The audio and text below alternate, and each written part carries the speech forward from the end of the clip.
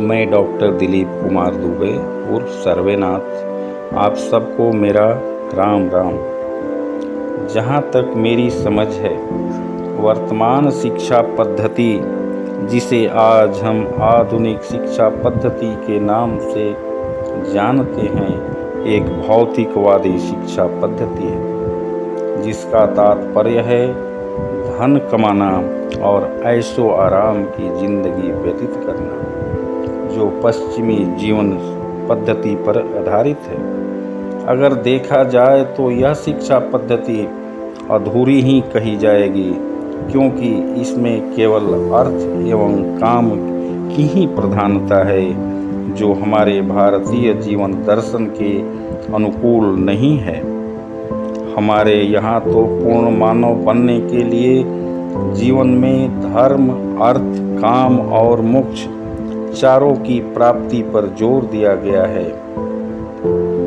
यानी एक मानव के लिए 4 पुरुषार्थ, पहला धर्म, दूसरा अर्थ, तीसरा काम और चौथा मोक्ष निश्चित किए गए हैं, जिसमें धर्म का स्थान पहला है।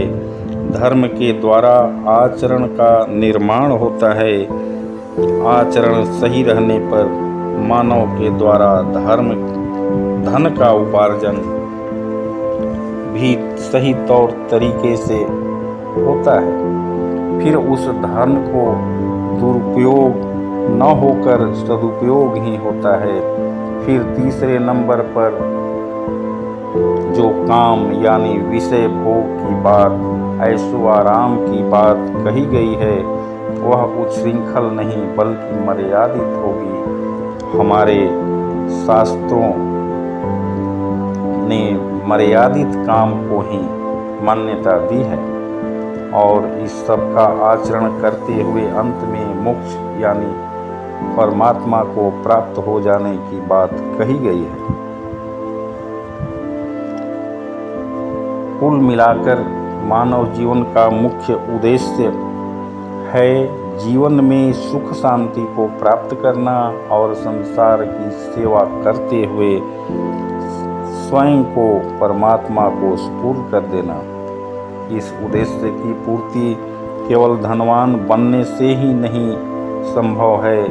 यह तभी संभव है जब चरित्रवान और धनवान दोनों बना जाए। वर्तमान शिक्षा मात्र धनवान ही बनाने वाली है।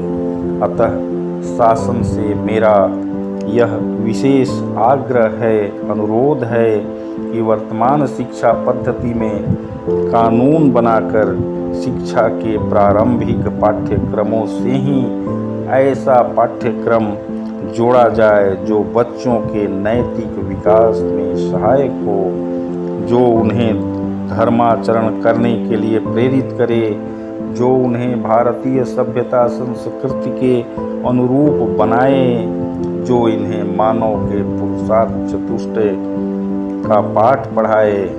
यह आप लोग प्रायः जानते होंगे कि मकान का नींव अगर मजबूत हो जाए तो जितने भी अंधड़ तूफान या झंझावात आए, मकान धराशायी नहीं हो सकता।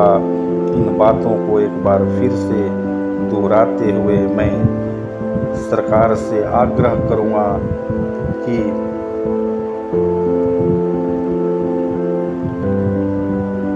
ऐसी शिक्षा प्रणाली बनाई जाए जो हमारे भारतीयता के अनुकूल और मानवता के अनुकूल हो, जो मानव के उद्देश्यों को पूर्ति कर सके। जय जय श्री राम, जय जय श्री राम।